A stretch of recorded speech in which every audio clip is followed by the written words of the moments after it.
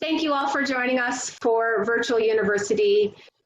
My name is Maria DeStor, and I'm the Executive Director of the Scleroderma Foundation's Rocky Mountain chapter. And it is an honor to have Dr. Kilbourn with us today and several of her doctoral students. They have created a great panel to lead this session for us. Little disclaimer from the Scleroderma Foundation. The Scleroderma Foundation in no way endorses any clinical trials, treatments, or studies mentioned in this session because the manifestations and severity of scleroderma vary among individuals. Personalized medical management is essential. Therefore, it is strongly recommended that all drugs and treatments be discussed with your individual doctor. This webinar is for educational purposes only. And with that, I will introduce our panel. Dr. Kristin Kilbourn is a member of our Rocky Mountain Medical Advisory Board and has been very supportive for many years. We're so lucky to have her. She graduated with an MPH in health promotion from San Diego State University and completed her PhD in clinical health psychology at the University of Miami in Coral Gables. She is always very generous with her time. I'm sure some of you already know Dr. Kilbourn, and she has presented her research at several local, national, and international conferences. As an accomplished author, she has published numerous articles for professional journals, and her clinical orientation is predominantly cognitive, behavioral, and existential, and she enjoys working with individuals and couples who are dealing with a medical condition. Dr. Kilbourn is particularly interested in the mind-body connection and the impact of stress and adapting for coping on health and wellness, which is what we're going to talk about today. Dr. Kilbourn has three of her doctoral students with us today: Emily Billenduke, Tiffany Yu, and Caitlin Kensler. Thank you, ladies, for joining us. And with that, I will be quiet and let you guys kick off the session. Wonderful. Thank you, Maria. We're very happy to be here today. And we're going to talk about some ways that you might be able to manage stress, given that we know that everyone is dealing with a lot right now. And so we've broken this up that we're each going to present a segment. And please, if you have questions along the way, please use the chat function. And we'll also have time for questions, hopefully at the end. So just an overview. Today, I want to talk a little bit about the impact that COVID-19 and the pandemic has had on mental health. And then we're going to talk about some strategies for managing psychosocial well-being. Specifically, we're going to review coping skills training, and then talk about a couple of positive psychology strategies that you may find helpful. And we'll end talking a little bit about resilience and maybe some of the positive aspects of all of this.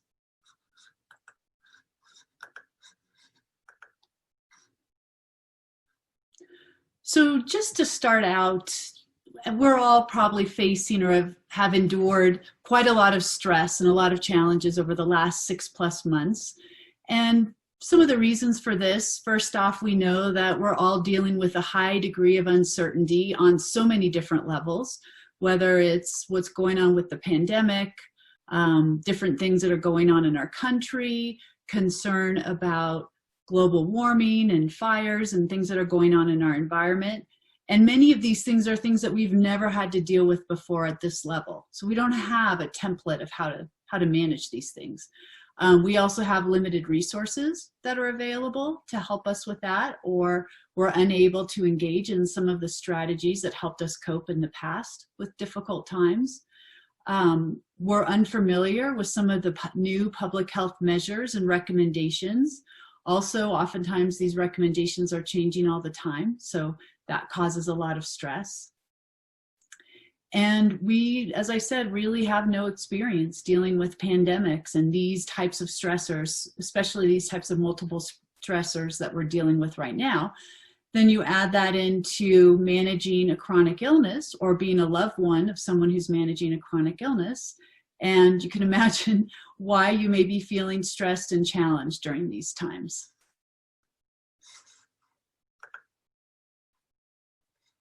So now I'm going to hand it over to Tiffany, who's going to talk a little bit about the psychological impact. Yeah, so as you may have noticed with yourself or those around you, there's been an increase in psychological distress with COVID-19. So data from the CDC confirms that there are a lot of people struggling. And increased distress can manifest as depression or anxiety, fear, worry, or fatigue. We also see more people calling crisis lines, particularly as there's more social isolation as time goes on. Some people might also experience more stress and conflict in their relationships, especially since people are spending more time at home than they're used to. And stress can also increase engagement in unhealthy behaviors. So that can include drinking alcohol, using tobacco, marijuana, or any other drugs. There can also be changes in sleep, such as difficulty falling asleep or staying asleep, changes in exercise, so maybe not exercising as much as you used to, or changes in eating patterns, such as more emotional eating or snacking. And with increased distress, this may not be mentioned as often, but it's also important to know that some people can also experience difficulty with concentration and memory.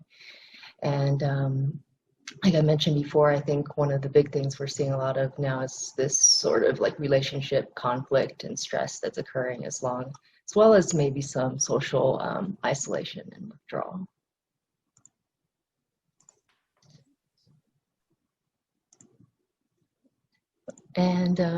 And so we might also be seeing some more anxiety and depression in people. So it can be helpful to review some of these symptoms because you may not realize what you're experiencing is anxiety or depression. So these are the common symptoms of anxiety, and that can include excessive worry, sometimes about everyday things, or it could be worry about the future. You might also feel some restlessness or feeling tense or on edge. There may be some low energy or feeling like you're easily fatigued.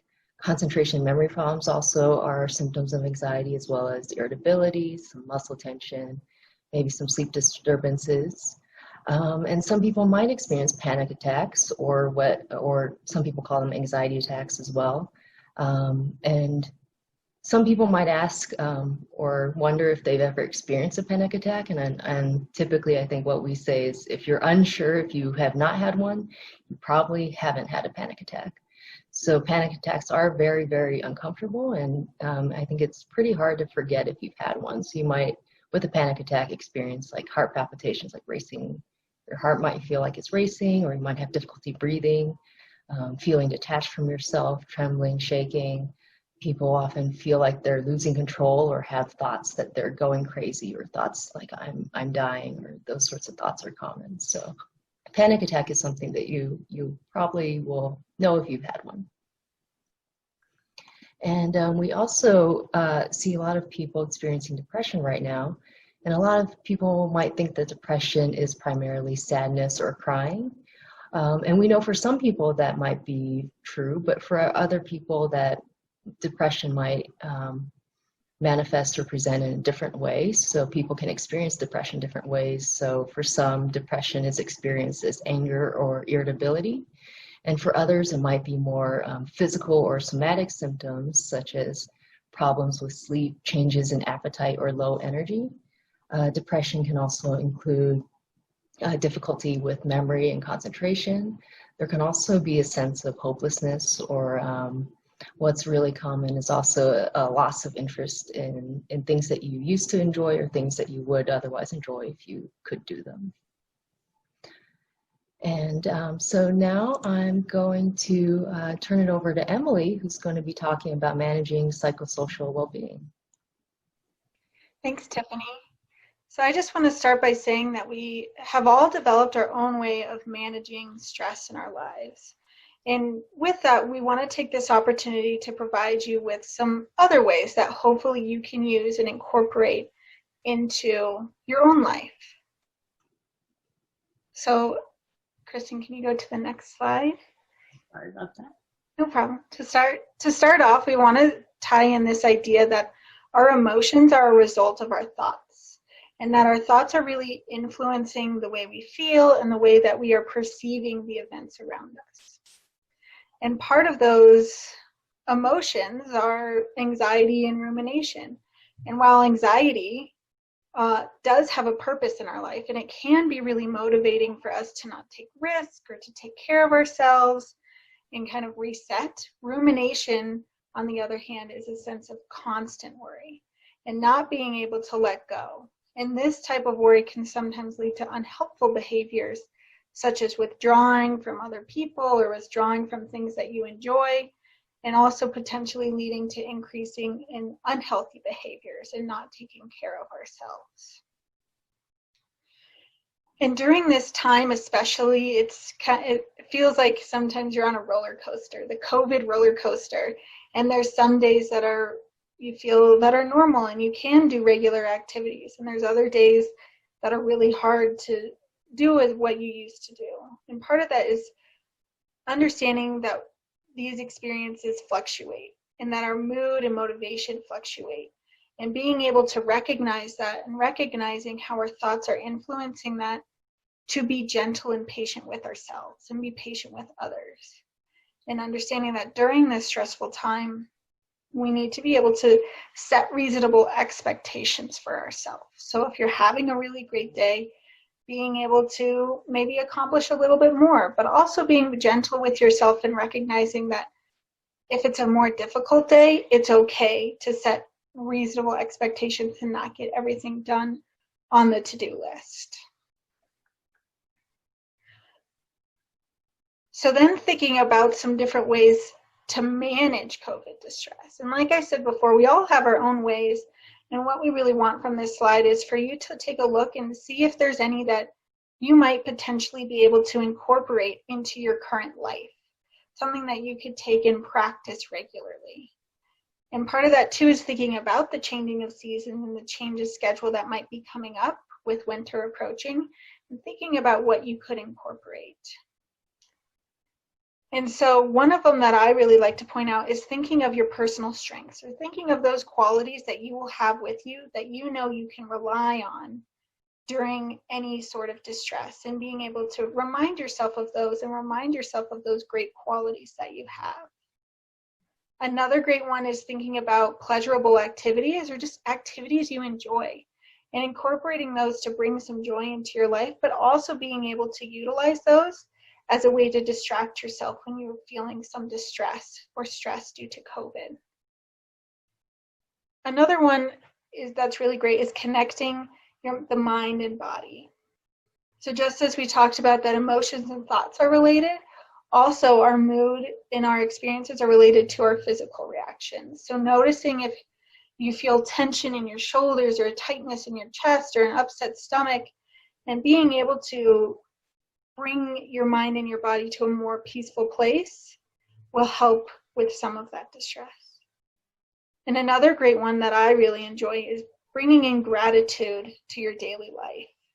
And I have some questions that I like to ask that help introduce that into your daily life. And they include, what am I grateful for today?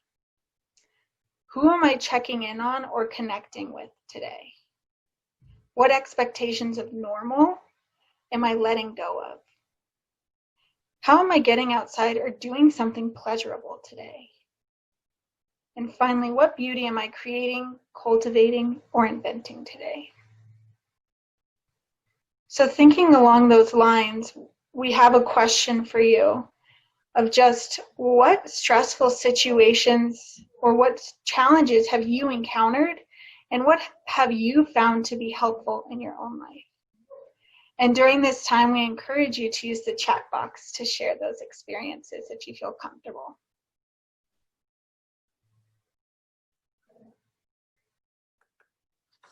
Oops, sorry about that.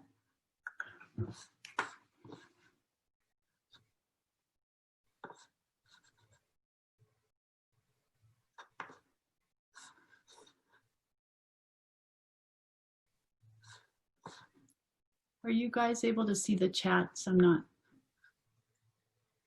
Oh, here. Yes. Okay. Let's see. So someone wrote they're feeding the birds and squirrels. So that's a nice positive activity of being out in nature and being very mindful. Making lists.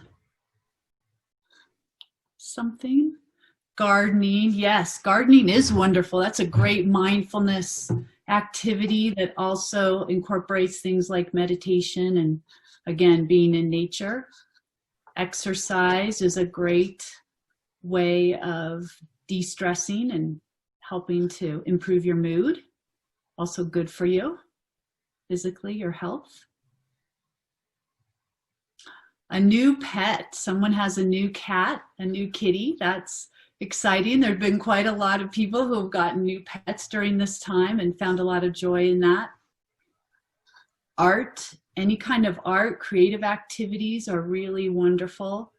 Crafting and music is also something, and Caitlin's going to talk a little bit about coping strategies, and you're going to recognize some of these that you're already doing, some positive coping strategies. Organizing the house can also feel very good to do, and it's a good way to feel like you've accomplished something. Netflix, of course, is a good diversion, way to get away from the day-to-day stress. Those are really good. Very good. Nice, a nice array, a nice mix that you're able to share. So I'm going to hand it over now to Caitlin, who's going to talk about coping skills and maybe give you some ideas of some other coping strategies that you hadn't thought about. Yeah, thank you. I thought all of those were fantastic. So great job, you guys. So we'll be talking about coping skills, and something that is obvious just from the chat function from that last question is that there are multiple ways to cope with stressful situations. So there's a wide variety of things that we can do.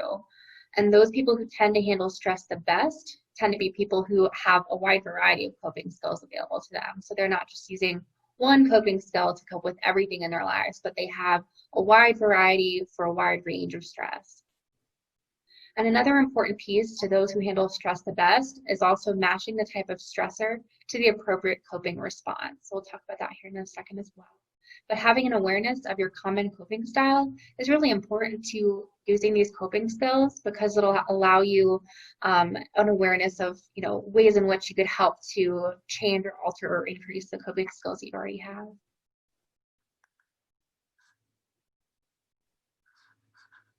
So when talking about matching the situation and the stressor, this is something that I found really useful in my own life, is thinking about situations that are controllable, versus situations that are uncontrollable. So oftentimes we might find ourselves using the same coping skills for both types of situations, when in reality they have different coping responses that might be more useful. So for controllable situations, the more useful coping response is problem-focused coping. So this can involve things like problem solving, decision-making, seeking information, and goal setting. Whereas with uncontrollable situations, we might be looking more towards emotion-focused coping, things like venting or talking to others, reframing the situation, doing something like journaling, exercise and relaxation, and then maybe some more of what you guys were talking about in the chat, which is things like meditation or spiritual practices, gardening and other pleasurable activities might be things that we are more inclined to do during emotion-focused coping in an uncontrollable situation. And so this kind of lays it out a little bit more, where it's kind of a way to help you guys think through what the stressor is, what coping strategy I should use, and whether I should look at active versus passive strategies. So an active strategy is something positive, it's something adaptive to us. It's something that's going to help us really work through this stressor, this problem. Whereas passive or maladaptive coping strategies might be ones that we engage in but aren't necessarily helpful or useful to us. So in thinking through this, when a stressor or problem is controllable, again, we want to focus on problem-focused coping strategies.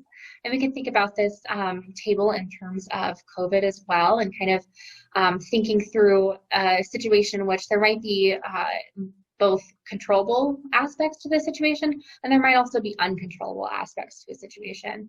So in the case of COVID, the controllable situation might be things like, well, I'm having a cough today. Is that a symptom that I'm experiencing that's related to COVID, or is it related to something else? And so maybe getting some more information might be helpful, or making some decisions about your health and what you need to be doing in order to make sure that you're safe. It could be requesting help. You know, if you are someone who is concerned about going to the grocery store during these times, it can be helpful to have somebody bring you your groceries for you, or to do online grocery shopping or something else. So these are ways of actively coping with a problem-focused approach with this stressor. Things to think about with problem-focused, though, are passive coping strategies as well. So this could involve avoidance of behaviors. It could also be avoiding thoughts that you're having. So oftentimes we might be thinking, well, I really need to go to the grocery store, but I'm going to just not do anything and I'm just going to stay home. And that's sort of behavioral avoidance. Or I don't know if it's a really big problem, so I'm not going to wear a mask outside. That's sort of behavioral avoidance as well. And cognitive avoidance might be denial. It might be saying, I'm not going to think about it, or it's not really happening, or it's not really a big problem. So those are kind of ways of looking at active versus passive coping strategies in the controllable aspects of COVID. And of course, we know that there are a lot of uncontrollable aspects related to COVID as well. And so that's when we can bring on some of the emotion-focused coping that we talked about a little bit in the chat as well.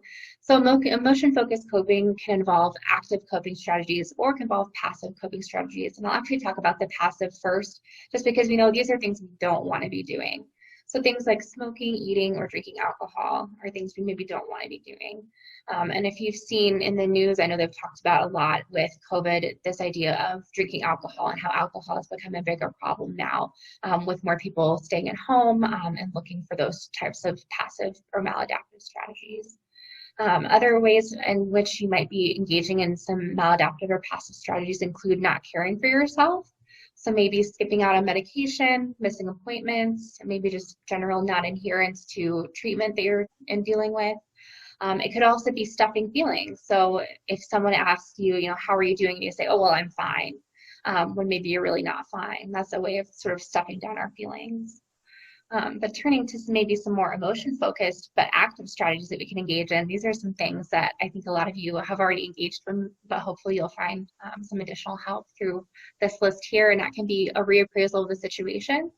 So looking at it as, I know with the stay-at-home orders a few months ago, a lot of people were saying, well, this is a good time to spend time with the family. So that's reappraising the situation, right? Taking something negative and turning it into a positive, or at least seeing both sides of the situation. So being able to stay at home with one's family, or even being able to spend more time with one's family over Zoom or over the phone, or you know, engaging in some of those at-home relaxation strategies that you can use, sort of using that time to garden more, to bake more, to get out and go for a walk or something, and you know, enjoy nature a little bit more. So that could be reappraisal situation. Other things include reframing our thoughts. So I know a lot of people have a thought of like, well, this is never going to end, right? So that's a very common thought that we have in dealing with COVID. So reframing of that thought might be, well, we know that there are scientists that are working really hard to help us find vaccines or to help us find cures for this. So it's a really great way to sort of reframe or think those thoughts and find some more positive or some more balanced thoughts to use.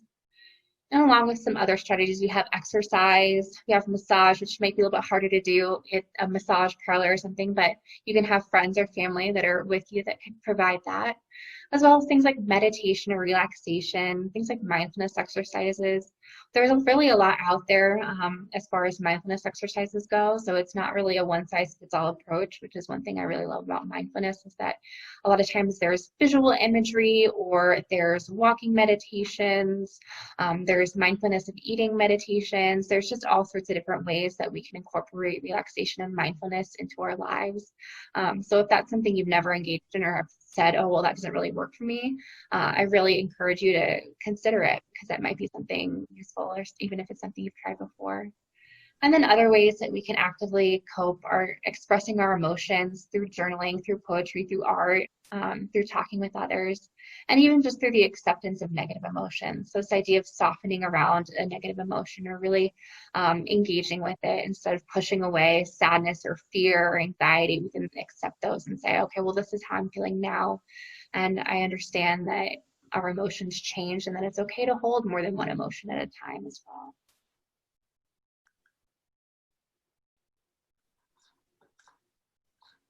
And so in kind of expanding on our coping strategies a little bit more, there are some really great evidence-based practices in the positive psychology literature as well. And these include things like practicing gratitude, which is something I think someone mentioned as well. And, you know, it can be great to keep a gratitude journal. It could be something as small as jotting down what you're grateful for each day, to even really diving deep and writing maybe a couple paragraphs or a few pages about what you're feeling really grateful for, and do a deep dive as well. You can also write a self-compassion letter. I found these incredibly useful in my own work, because you start by writing down what your self-criticism is. So start by acknowledging that you're not perfect and that you do have things that you're critical of yourself for. But then take 10 to 15 minutes to write a letter expressing compassion and acceptance toward yourself, and really reminding yourself that you're doing the best in these circumstances. So it's really an understanding of, even though I'm not perfect, that's okay. And there are all these really great things about me that I can recognize and understand and carry forward with me. And then again, taking a savoring walk. So taking a 20-minute walk by yourself, taking in the sights, the sounds, the smells, really engaging in the world around you can be a way to help you cope.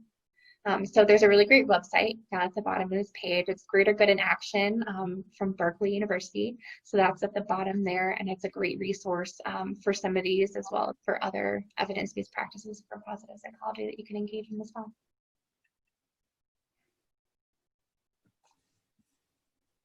And then with all this, something to keep in mind is really just monitoring your physical and emotional well-being. So having a chronic illness or being a caregiver of someone with a chronic illness in the midst of everything that's going on, it's really important to be monitoring and maintaining that well-being. Maybe using some of the adaptive coping skills that we mentioned, practicing positive psychology like we had on that last slide, and really considering and seeking help and more support. So this is especially important when you have symptoms interfering with your daily life. If your quality of life has decreased because of these emotional or physical symptoms, if your family and friends have noticed that something has changed or something is different, if you're really not experiencing joy in your life, or if you have thoughts that life is not worth living and you'd be better off dead. These are important times to seek support. And I think especially given the current climate that we're all in and that we're all facing, it can be a really important thing to reach out to other people for support during these times. So always keep in mind to seek help if you need it. There are plenty of telehealth services, crisis centers, and self-help services that are available to you. So always be sure to reach out.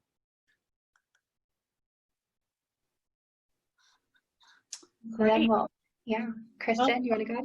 Thank you, Caitlin. That was great. So we wanted to see now, use the chat again to get some ideas on a coping strategy that maybe you hadn't thought about before, that you may have seen in the list, or something else that you were thinking about. So one that you typically use, and what's one new coping strategy that you might like to try. So if you want to give us some ideas via chat, that would be great. Hopefully you may have recognized also during that discussion of whether you tend to be someone, most of us are not totally balanced in how we use coping strategies. Some of us are more emotion-focused copers, and others are more problem-focused copers, which is really good to be aware of. Sometimes you can get stuck, and you may be using, for example, problem-focused coping when you're dealing with an uncontrollable stressor. And that often can lead to rumination and just a lot of anxiety and distress, because you just can't solve something that's not solvable, but you keep trying. So we have goods, the walking meditation. Oh, you want to know what walking meditation is? Yeah, so another term, I don't know if anyone's ever heard this. It's a Japanese, I think it comes from, is this idea of forest bathing. Since I can't see you guys, I can't tell if anyone's heard of it. It's the same idea of walking meditation. If you think of mindfulness, it's that idea of being fully immersed in the now. So there's walks that we go on, you know, where we're exercising, or we may be walking with a friend and talking, which those are great also. But this type of walking meditation is where you're really getting in touch with everything around you. As Caitlin was saying, you're tuning into all the different senses, not only what you're seeing, what you're hearing, what you're feeling, the scents and things. And that idea of walking meditation or forest bathing, is just sort of being in that moment, which is very relaxing for us. It's very nice for our brain because it just gets it away from that chatter that's always going in our head, and just kind of gives us this sort of relaxing Zen sort of feeling. Gratitude is a really great one. So we got a comment about that. That can be really important. You know, it kind of helps retrain our brain a little bit to also notice all the good things that are going on in our life, or the people that are supportive to us, or, you know, how fortunate we are to live where we do, all those kinds of things. So if you have never tried it before, I definitely would recommend doing some type of gratitude. Could be just focusing on a few things every day at the end of the day that you're grateful for. Could be keeping a journal. You could do it with someone, which is really nice, a partner, a friend, a family member. Let's see. Yes, so we got in here, join a support group or share feelings with friends and family instead of just always saying that you're okay, right? So that's really an important thing. And we know that some people have a hard time reaching out for support. They may be very good at providing support, but they have a hard time reaching out. So that's something to think about, how you might be able to reach out more for support and also provide support for others. And I will say, and I have a slide on it here at the end, but we are going to be running some 4-session support groups, which I'll tell you a little bit more about towards the end. But that might be something we're going to be talking about, more of these different strategies in depth in smaller groups. So that might be something that you'd be interested, you might want to check out. So that was great. And we have, Cindy was nice enough to put information in there, and how, if you're interested in the group stress management training, how you can sign up for those.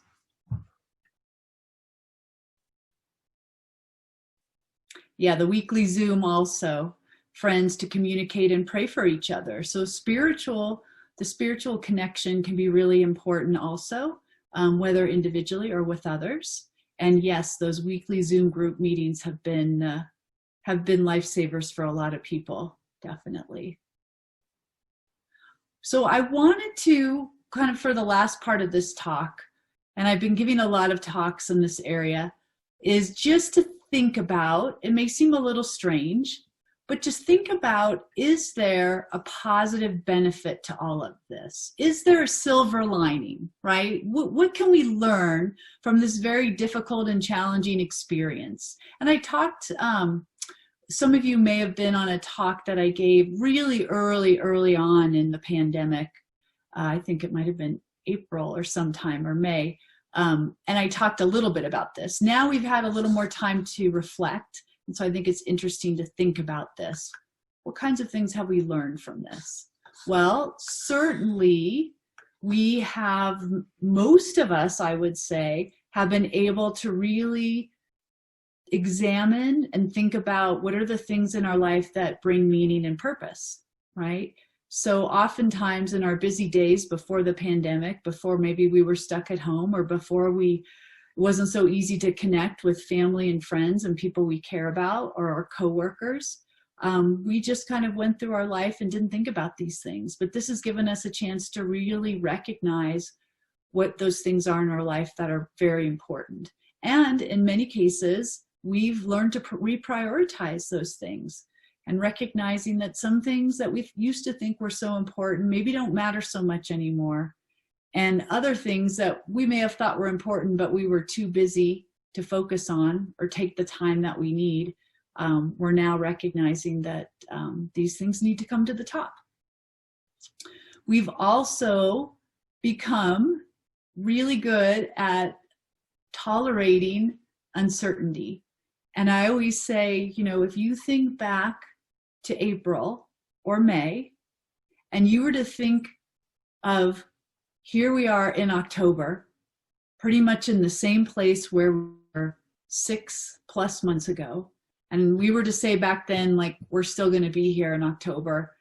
most of us would have said, oh no, no way. I could never tolerate that. I can never make that. I can't even think about it, right? But that's something that we've all become much better at, is being able to tolerate and manage uncertainty, and just being able to accept that we don't always know what's going to happen. We don't always know exactly what the future holds. And that can be a really important practice of just being able to accept and be able to focus on the moment, which is the next one, which is this idea, like we've been talking about, of mindfulness, right? When we don't know what the future holds, it can be very helpful and very good for our well-being to just focus on the now. So if you think of things like, for example, anxiety, a lot of anxiety is future focused, right? We're getting anxious about things we just don't know about yet, or anxious about how we think they may go or they may not go. And we know that over time that can lead to a lot of distress. And so this idea of just being in the moment and being mindful allows us to just experience the now, and not so much getting ahead of ourselves and worrying about the future. So if you haven't practiced mindfulness, I recommend it, whether it's getting out for a mindful walk, sitting in your backyard. You can even be mindful in just sort of day-to-day activities that you're doing, and just focusing in on all the different senses as you're doing them. We also, I think it's important to recognize how adaptable and resilient we are. Again, thinking back in March or even February, before we really saw, we may have seen it coming a little bit, but never, I don't think anyone ever imagined it would be, we'd experience what we're experiencing now. And then you add in all of the other challenges and major stressors that I talked about earlier that have just sort of been piling on top of each other. And it's really been able to show us, if we reflect and do some self-reflection, of just how adaptable and resilient we are. That despite these multiple challenges that have been piled up on top of us, we have been able to manage them. It's not always comfortable, and it hasn't always been easy, but here we are. So I think it's very important to every once in a while just reflect on, I'm stronger, perhaps I'm stronger than I realize, right? Again, it's focusing on some of these positive things as opposed to focusing on the negative. And then another thing that we've learned from all of this is how to build and maintain community. So just as we saw in the chat, one of the examples of having regular Zoom calls with friends or family or coworkers, finding ways to social distance. A lot of people were getting outside while the weather's been nice, and different kinds of ways. Letter writing has come back in some places where people started writing letters again. So I think just recognizing that this has helped us, not only reminding us of the importance of the people in our lives and how much they mean to us, but also the importance of building and maintaining that. So many people have even, come to know their neighbors better than they ever did, have made new friends that they've been able to build their social support network.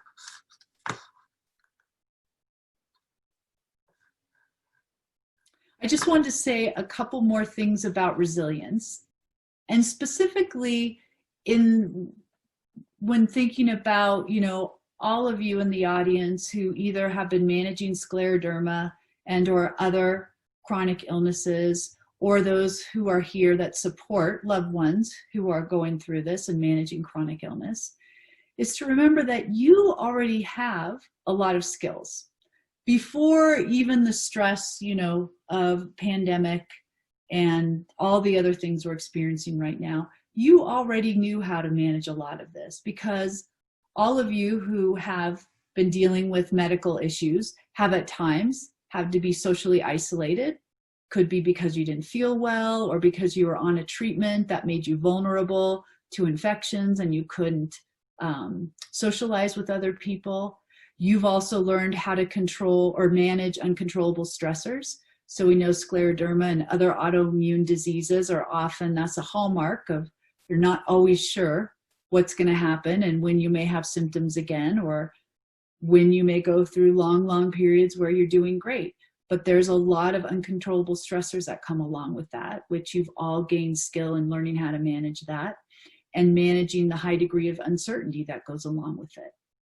I think the other thing that is always important, and we're a little farther along now in the pandemic, so I imagine most of you have recognized this or maybe are more comfortable with this idea, but at the beginning, a lot of people were so worried about, you know, what if I start to have symptoms, or what are the things I should avoid, or I should be watching for, or I should do.